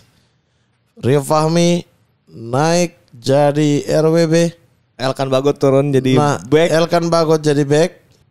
Iya 3-4-2-1 kan? Oh, Nanti 3-4-2-1. tengah berarti ada satu lagi betul. Iya, tengah ada satu lagi. Siapakah CM satu lagi? Tinggal 2 ya berarti. Iya. Tinggal 2. Tinggal 3. Ada satu super sub. Kalau namanya sub tuh kayaknya nggak super deh. Hah? Kalau super kenapa nggak dimainin dari pertama? Ya karena memang kalau main 90 menit jelek, main 15 menit bagus. Kalau main 15 menitnya bagusnya cuma 15 menit berarti nggak bagus. Ya super sub, Sub itu. ya berarti. Super Sub. untuk 15 oleh. Itu pola pikir pelatih-pelatih yang mau cari menang itu. Oleh. Bukan untuk mendevelop pemain. Kalau pemain itu cuma bisa 15 menit bagusnya berarti dia enggak punya future untuk ke top level. Ya udah yang super subnya tua nggak apa-apa dah. Super subnya tua. Itu ngeles karena bingung jawab. Satu gelandang, Bang. Kan gini, itu kan Marcelino udah lebih dia pemain yang bisa offense, defense juga oke. Jadi itu pemain yang lebih mungkin mainnya lebih ini apa Sendiri. lebih mobile kan gitu di posisi itu. Sedangkan pasangannya harus pemain yang mungkin lebih Defend. lebih statik, bukan defense tapi maksudnya pemain ini yang lebih statik, Jaga lebih- kedalaman. lebih stable, menjaga depth, kemudian lebih posisional mainnya, nggak terlalu mobile gitu. Dan nggak ada yang saya kriterianya masuk untuk yang saat ini Wah, berarti itu jadi striker aja bang. Jadi 2 striker. gitu. 3. Striker 1 aja susah mau 2 lagi. Siapa suruh pakai formasi begini? Udah dapat back, rubah formasi. Sekarang baru rubah formasi lagi. Karena dapat di depan. Gini deh, apa namanya? Biarlah ini menjadi sebuah pengakuan. Ini apa lagi? Biarlah ini menjadi sebuah pengakuan bahwa kerja kami ini di pembinaan usia muda ini belum terlalu bagus. Karena ternyata untuk nyusun 11 aja masih susah banget. Ya udah, Jadi untuk- udah pengakuan. Untuk 3 posisi ini, Jadi saya kosongkan untuk yang 3 untuk 3 posisi ini kami bebaskan ke Sobat Sporty. 86 sampai kelahiran 86. Jadi gak apa-apa. Boas Solo 3 sama maksudnya. posisi ini. Bos 86. Iya, Ya, bos kalau sampai usia 35. Kita 3 ini. Jadi kan biasanya dulu Asian Games itu ada 3 pemain senior kan. Nah, inilah 3 pemain seniornya. Regulasi ya? Iya. 3 pemain senior ini favoritnya Bang Ganesha Oke. Kita di bebaskan. Indonesia. Iya, untuk melindungi anak-anak ini gitu, Nah, untuk berarti menjaga anak-anak. masalahnya yang gua demen Ansari Lubis udah tua. Gak apa-apa. Udah lewat. Udah lihat 86 lagi. Ini kalau untuk Asian Games besok kira-kira formasinya ini. Nah, siapa nih 3 pemain senior yang bisa mendampingi mereka? Nggak ngikutin regulasi berarti. Hah? Kenapa? Asian Games udah nggak ada lagi pemain. Ini kalau yang kemarin-kemarin Asian Games kan boleh 3 senior. Kita pakai aturan lama aja. Udah ditolong, ini malah diserang balik. Reski Fandi dong. Reski Fandi. Iya. Iya. Belum tua loh itu. Iya. Cuman beda Ini tipis maksud aku. aja. Iya. Reski Fandi. Witan main striker. Witan Nah, striker. Witan main iki loh, striker. false 9 ini. Witan main striker. Witan. Terus AM-nya Marcelino didorong ke AM. ya kan. Marcelino, Yes. CM-nya ya Abimanyu lah. Abimanyu. Nah, kan gampang ini. otak. Masih ada satu Super Sub. Bambang Pamungkas. Udah nggak main. Kenapa? Udah nggak main. Gak apa-apa, dia nanti begitu masuk cetak gol dia. Van Bukering aja nggak sekalian. Van Basten bang. Kan dia di FIFA jadi kita hubungan bagus ini. Pelatih, Bang. sama. Pelatih Arrigo Sacchi dong. Arrigo Sacchi. Oh, ini AC Milan banget nih ya. Iya. AC Milan ini. Sacchi. Reformasi. Pakai hak kali. Nah, AC Milan reformasi nih. kapten Dari semua ini Rizky kapten Ridho. Rizky Ridho. Ridho. Kemarin juga bagus banget ya. Rizky Ridho. Rizky Ridho. Nah, oke kita dari belakang nih. Tadi kan mau menjelaskan Hernando, Bang Ganesha. kenapa Hernando bang? Di tengah gempuran banyak kiper muda saat ini. Ya mungkin Hah? Oh iya, sorry. karena tadi disuruhnya kelahiran 2002. 2002 Iya. yang terbaik dia gitu kan. Iya. Harus objektif. Ya gitu kemarin kan. juga debut. Ya kelebihannya dia punya ketenangan, posisional yang bagus gitu. Kekurangan apa dari Hernando Ari? Kekurangan dia mungkin kurang pandai memilih klub sih. Harusnya Ya harusnya dia milih Persija dong. Oke. kan ada Andre Tani bang. Kenapa? Ya kenapa? Berkolaborasi kenapa enggak kan? Ya tapi kalau nggak Together dapat jam stronger. terbang kasihan juga. Jam terbang. Kenapa? Kalau nggak dapat jam terbang juga kasihan. Ya kan pertandingan banyak. Oke. Oke Hernando bisa melalui Sport 77 kalau mau pindah ke Persija. Oh agen juga. Oh iya kita merangkap makanya kita terbaik bang. Ferrari bang. Ferrari. Ya pemain yang punya kecepatan, pemain yang punya atribut menyerang dan bertahan juga sama baiknya. Iya kan? Iya. Rizky Ridho udah. Nah, Ya kita tahu lah. Apa yang satu nasihat kalau abang mau kasih untuk Rizky Ridho? Sky is the limit. Sky's the limit. Artinya bos. Artinya apa? Artinya apa? Artinya terjemahin dong. Ya ini jurusan bahasa Inggris gak tau bahasa Inggris ini orang. Maksudnya langit, limitnya ada di Iya, atas. ya kejar tuh langit. Kejar, iya. Kalaupun jatuh-jatuh dan terbintang-bintang. Oh, Elkan Bagot. Ini kalau Elkan Bagot yang saya mau tanya adalah, abang memprediksi nih pemain karena sering melihat pemain muda. Apakah abang memprediksi nih pemain bisa tembus Premier League? Karena sekarang dia di Inggris juga kan. Mungkin Premier League sulit sekali ya. Sulit ya? Sulit sekali. Oke. Tapi untuk Championship atau divisi di bawahnya bisa ya? Ya ini kan kita ngomongnya tadi konteks Indonesia kan. Gitu. Tapi kalau untuk Premier League pasti saya kan berat lah. Oke. Gitu. Ya kita harus jujur ya. Iya. Lagi-lagi kita harus jujur gitu. Memang levelnya berbedanya jauh. Kita sepak bola kita menjadi lebih baik sekarang, tapi untuk ke sana masih perlu waktu lagi. Lagian ada aturan yang 100 peringkat FIFA gak sih? Itu termasuk untuk Elkan dan kawan-kawan gak? Waktu Kan main di Liga Inggris itu harus urutan 100 ke atas. Peringkat FIFA Peringkat itu ya? FIFA kan? Negara ya? Iya. Itu nggak tahu ya, masih berlaku tidak kalau untuk pemain seperti Elkan yang sudah lama di sana. Rio Fahmi, apa Bang nasihat? Ya dia bisa sampai sejauh ini karena dia kerja keras ya. Karena mungkin sebenarnya banyak atribut dia bukan yang terbaik gitu. Tapi karena dia orangnya kerja keras, selalu mau belajar, selalu mau berkembang, itu yang bisa membuat dia sampai sejauh ini. Jadi kalau dia mau berkembang lebih jauh lagi, ya nggak bisa, nggak boleh berhenti gitu. Jadi ya harus kerja gitu. Oke.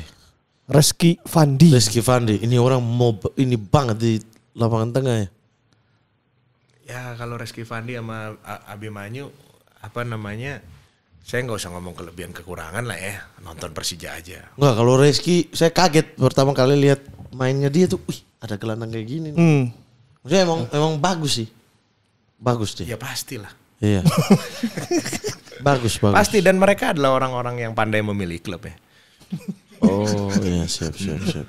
Reski, Abimanyu, Rio, Ferrari, Rizky Ridho, mereka orang-orang yang pandai memilih klub. Pratama pandai memilih klub nggak? Arhan. Diskak nih habis itu biar yang pendukung ngebrot ngamuk mungkin dia memilih jalan yang berbeda sekarang. Tapi mungkin di masa mendatang dia akan memilih klub yang tepat juga. Di masa tapi abang mendatang. berharap pemain seperti Pratama untuk stay di luar negeri atau kembali pulang? Nah ini pertanyaan. Ada dua kemungkinan. Ini seru nih. Ada dua kemungkinan. Oke. Kemungkinan yang pertama adalah pemain itu kan sekarang gini, yang kita inginkan kan bukan masalah luar negeri atau dalam negeri, betul kan? Yang kita inginkan kan adalah dia berada di level yang tertinggi. Iya. Kan gitu. Apakah luar negeri itu selalu levelnya tertinggi? Belum tentu juga, kan gitu. Tergantung negaranya, tergantung stratanya, tergantung klubnya, banyak hal. Gitu. Jadi kalau ditanya yang kita inginkan karena level tertinggi. Level tertinggi itu bisa jadi dia berada di klub di luar negeri, di kompetisi yang Tertinggi. baik, di klub yang baik, di strata yang baik, kan gitu.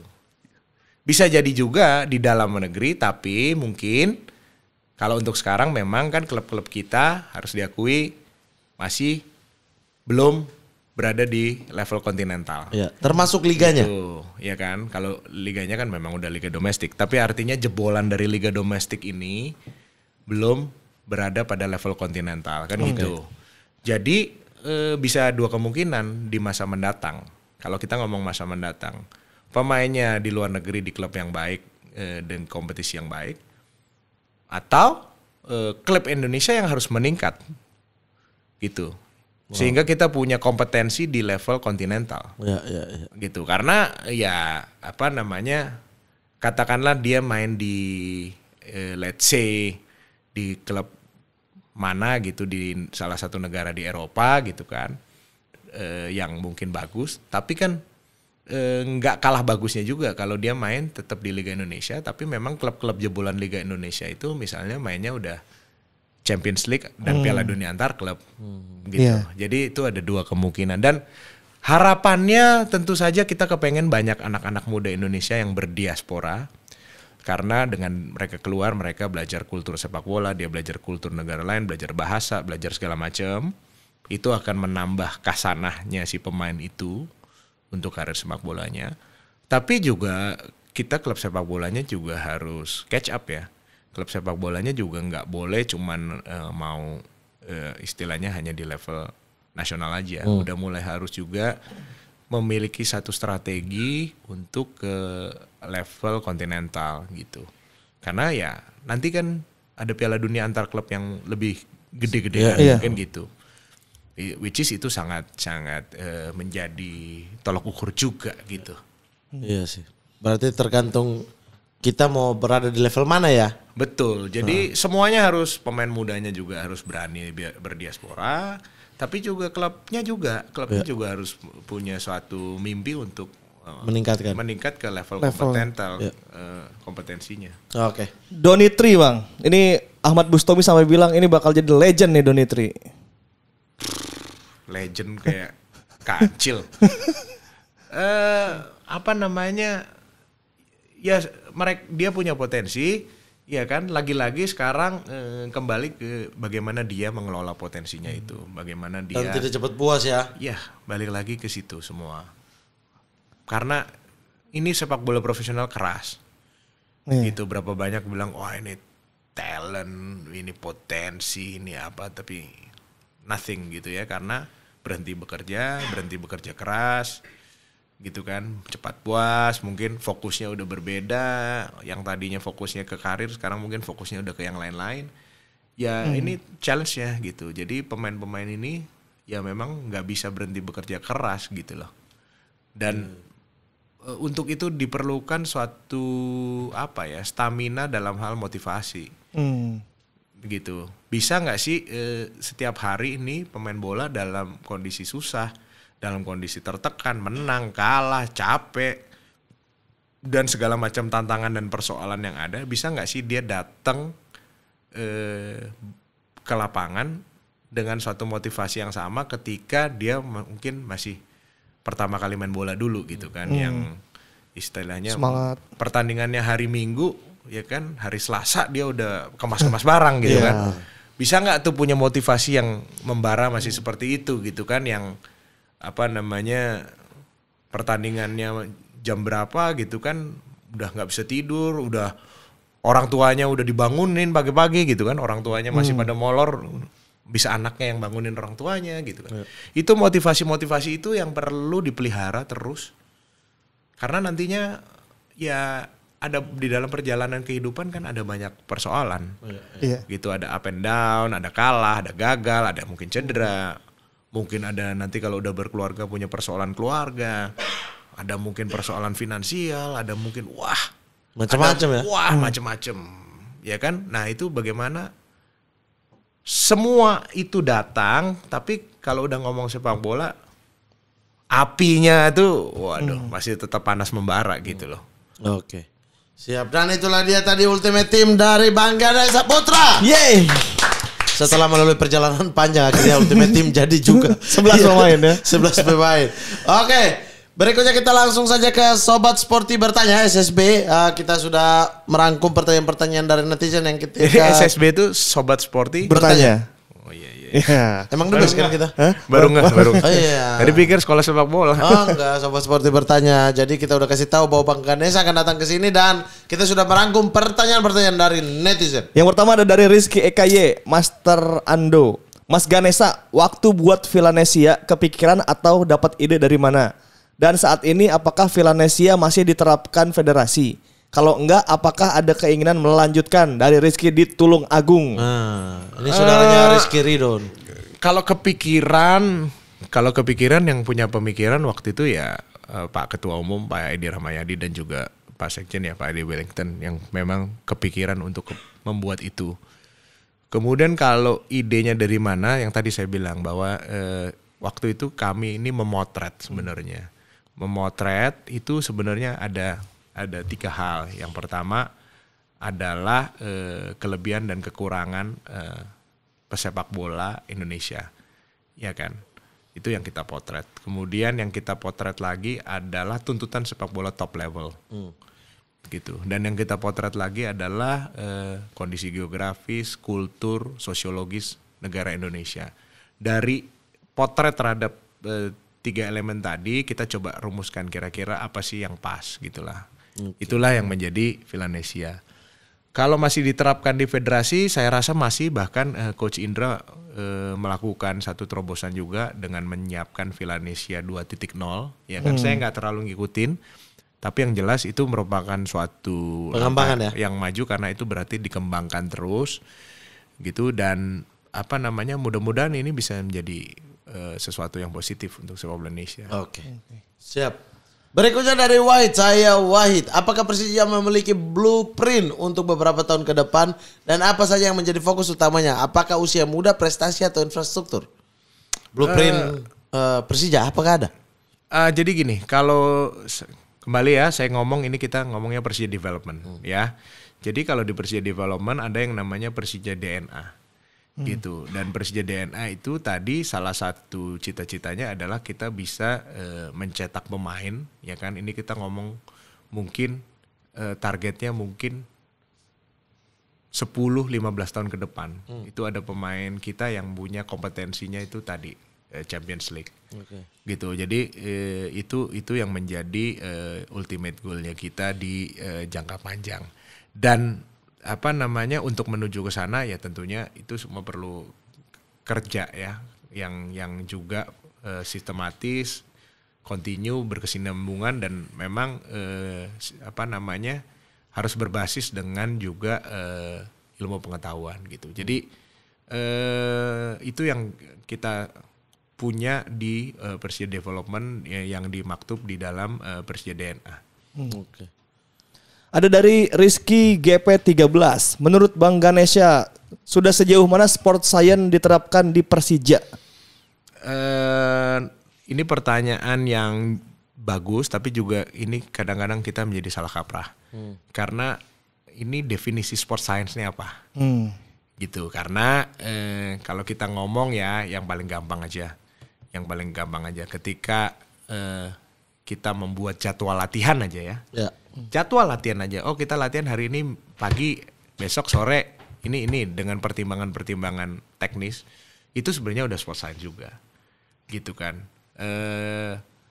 Ada yang namanya hari ini kita makan ini, kalau sebelum pertandingan makan ini, setelah pertandingan makannya ini. Itu juga sport science juga yang namanya nutrition. Terus kita ngitung tuh pemain ini melakukan serangan dari sebelah sini berapa kali, dari ini berapa kali, bla bla bla, statistik dan sebagainya. Itu juga sport science. Gitu. Jadi yang namanya sport science itu lininya banyak. Gitu. Jangan juga dilihat bahwa yang dimaksud sport science itu yang sifatnya cuman high tech.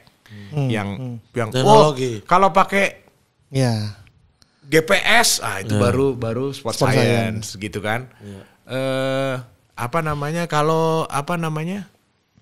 Lari terus pakai sensor ini, baru itu sport science. Enggak. Jadi sport science itu sebenarnya adalah ilmu pengetahuan dari berbagai ranting yang memang kita pakai untuk mendevelop sport. Ya, dalam hal ini sebenarnya bukan sport science karena kan kita football. Jadi football science sebenarnya. Science yang mensupport sepak bola. Football dan sainsnya tuh macam-macam, ada psikologi.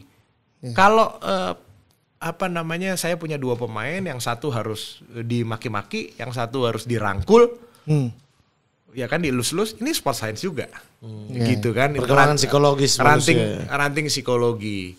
Gitu kan. Intinya semua yang berbasis ilmu pengetahuan sebenarnya kan. Iya, ketika kita di podcast saya gebrak meja atau saya di podcast nyantai-nyantai ngomong, ini kan bagian dari sport science juga karena ini adalah PR.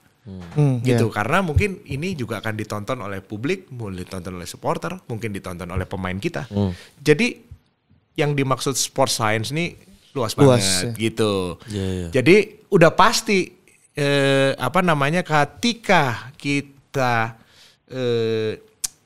melakukan yang namanya football performance atau sports performance practice atau praktek performance sepak bola, udah pasti sport science itu akan ada di dalamnya. Tinggal seberapa ekstensif dan seberapa dalam penggunaan sport science ini. Ranting-rantingnya itu seberapa luas, seberapa banyak ranting-rantingnya ini yang kita pakai, ranting-ranting keilmuan yang lain ini. Dan seberapa dalam di tiap-tiap ranting tersebut. Itu yang pasti di tiap tempat berbeda-beda karena kebutuhannya juga berbeda-beda. Tapi saya nggak bisa jawab lebih spesifik karena pertanyaannya harus lebih spesifik. Gitu. Tapi kalau cuma ngomong sport science sudah pasti. Sudah pasti dijalankan ya. Sudah pasti. Berikutnya dari Ikas Destian, ini dari grup WA grup Sobat Sporty. Jadi kita punya SSB juga Bang Ganesha. Ya, di dalam WA itu kita mengembangkan usia dini itu. Dari awal ini memang kita ini ya. Pertanyaannya, apa hal tersulit atau hambatan ketika mencari bibit-bibit pemain lokal di grassroots dan mencari pemain saat memegang tim senior Persija? Hal tersulit ketika mencari bibit-bibit pemain lokal di grassroots, apa yang sulit? Keinginannya untuk main bola? Gini. kalau kita ngomong talent scouting, itu kita punya selalu istilahnya ada 2 di dunia talent scouting. Itu ada yang namanya whispering talent, ada yang namanya shouting talent. Jadi whispering talent itu talenta yang berbisik. Dan shouting talent itu yang berteriak talentanya. Jadi kalau shouting talent itu begitu anak ini main nggak usah orang bola lah. Siapapun orang umum udah bilang wah ini gila nih, jago nih. Ya kan, ini pasti jadi pemain hebat nih. Kalau istilahnya kalau dia hidupnya bener aja pasti jadi pemain hebat karena gila banget gitu kan. Shouting gitu ya. Itu berteriak udah talentanya gitu. Tapi ada yang whispering. Jadi dia punya kemampuan sepak bola pada level tertentu yang kita bisa bilang masuk standar. Tapi dia nih talentanya berbisik. Jadi kita nih mesti bener-bener dengan seksama mengikuti. Gak bisa langsung saat itu juga kita bilang, wah ini pasti gini. Itu gak bisa. Samar-samar. Samar-samar. Nah celakanya, kebanyakan, mungkin saya boleh bilang 99% itu adalah berbisik. Mungkin yang berteriak itu hanya 1% aja. Gitu. Nah itulah sebabnya yang namanya youth development, dalam hal ini elite youth, itu kita membina pemain gak cuma 1.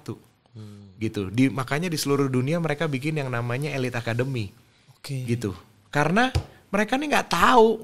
Kita bina 20 pemain, mereka nih nggak tahu dari 20 ini mana nanti yang jadi ke tim utama. Gitu.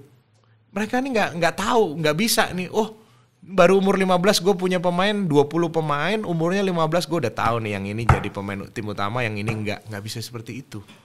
Gitu. Makanya klub-klub besar itu selalu punya program akademi, itu mereka bisa sampai membina sampai ratusan pemain gitu. Karena mereka nggak tahu yang mana yang nanti akan jadi pemain top profesional. Di Eropa berarti whispering ya mereka pun. Itu nature-nya seperti itu. Karena logikanya gini aja. Kalau kita udah tahu nih siapa yang jago di masa mendatang nih, mungkin kalau kita bisa pergi gitu kan, taruh air di gelas nih, wah nih ketahuan nih. Si ini nih yang jakal jadi nih. Ya ngapain kita bayar orang atau membina investasi untuk 300 pemain, untuk apa? Kita langsung investasi aja sama dia, orang dia yang pasti jago kok. Iya. 20 gitu. Pemain yang persoalannya jago. Kita nggak tahu yang mana yang nanti jadi, makanya harus berinvestasi untuk semua. Gitu. Jadi ini yang teman-teman juga perlu tahu bahwa sebenarnya yang namanya talent scouting itu yes kita bisa memilih ya kan pada satu level bahwa ini nggak bisa masuk program elit, yang ini bisa masuk program elit. Iya, untuk memilih 20 pemain di kelompok umur tersebut yang kira-kira punya talent, kita bisa. Tapi kalau kita suruh memilih yang mana yang nanti pasti masuk tim utama, waduh.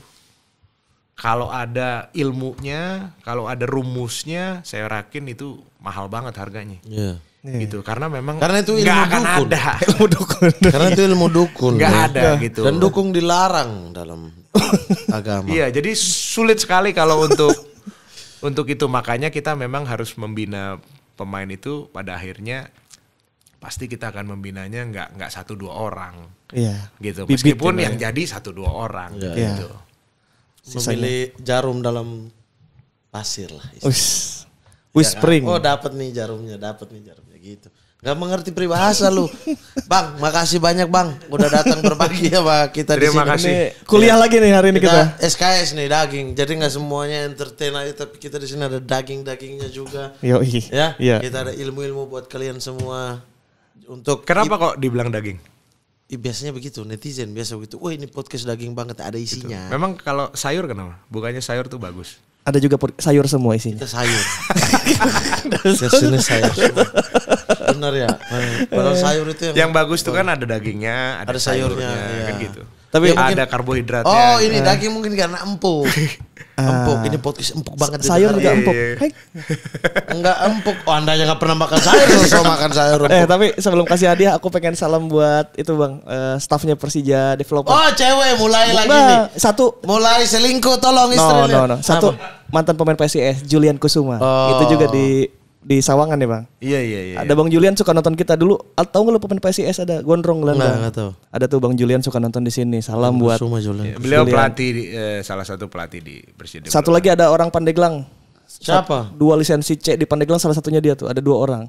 Mutakin, Jenal Mutakin. Takin juga di Persija Ya, Development betul. di Sawangan. Betul. Belajarlah kamu di sana, ntar pulang ke Ya. Persipan. Lah, pulang Persipan. Pulang ke Persipan. Persipan pikir dulu sponsor buat musim depan. Tapi ini ilmunya dapat. Dapat. Whispering. Ini yang semua kita satu visi sebenarnya mulai di akhir-akhir ini udah kita pemikirannya udah berubah gitu bahwa segala sesuatu itu jangan cuma pialanya, juara. Elitism. Iya. Itu berguna untuk politisi aja gitu ya. Iya, Tapi iya. untuk perkembangan anaknya tidak berguna. Karena dia harus benar-benar kurikulumnya sesuai umurnya dan apa yang dia dapat. Sehingga kita berharap dapat pemain yang banyak yang berkualitas. Karena dia berkembang betul. sesuai usianya. Dan jangan lupa yang tadi itu ya. Membuat orang-orang bermain bola. Orang-orang menyukai sepak bola, bermain bola. Lalu tetap bermain bola. Ingat federasi daripada saya yang nanti di musim depan baru saya yang menjadi program saya nanti. Oke. Iya, tapi tadi Bang Ganesha udah bilang dukung saya. Saya punya program itu kan. Saya tunggu rekomendasi Persija ya. Sayangnya saya bukan yang megang vote. Ya udah nggak usah dukung. Kita juga punya dukung secara moral. Oke, siap. Kita ada oleh-oleh. Ada oleh-oleh nih, Bang. Buat Bang Ganesha. Coba disebutkan luar Bang biasa. Muhammad. Waduh. Apa tuh? Ini dari kita hadiahnya Persija Jakarta Indonesia Ganesha Putra centang sudah pasti mantap football development dan top taktikal mahkota Raja Bibit Muda 99 scouting 433 Villanesia dan Love Persija. Gokil. Silakan Bang. Silakan Bang Terima kasih. ditandatangani. Ditandatangani. Nanti kita tempel. Kita tempel di sini. Atau kita kasih ke murid abang.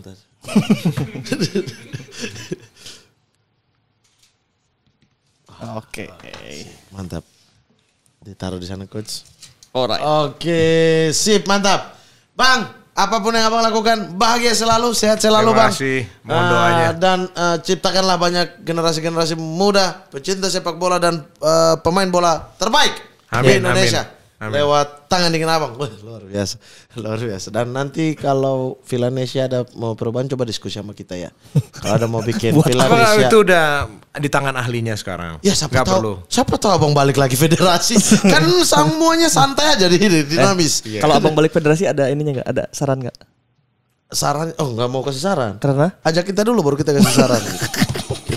Saran kita mahal soalnya. Tapi apapun itu bahagia selalu bang. Amin. Penting. Dan salam buat pemain-pemain muda Persija dan juga pemain Persija secara keseluruhan. Salam dari kami Sportcast terbaik di Indonesia. Amin. Sport 77. Kalau begitu saya Muhammad Al-Ghazali pamit. Saya Ripan Pradipta pamit. Berikan tepuk tangan sekali lagi untuk Bang Ganesha Putra.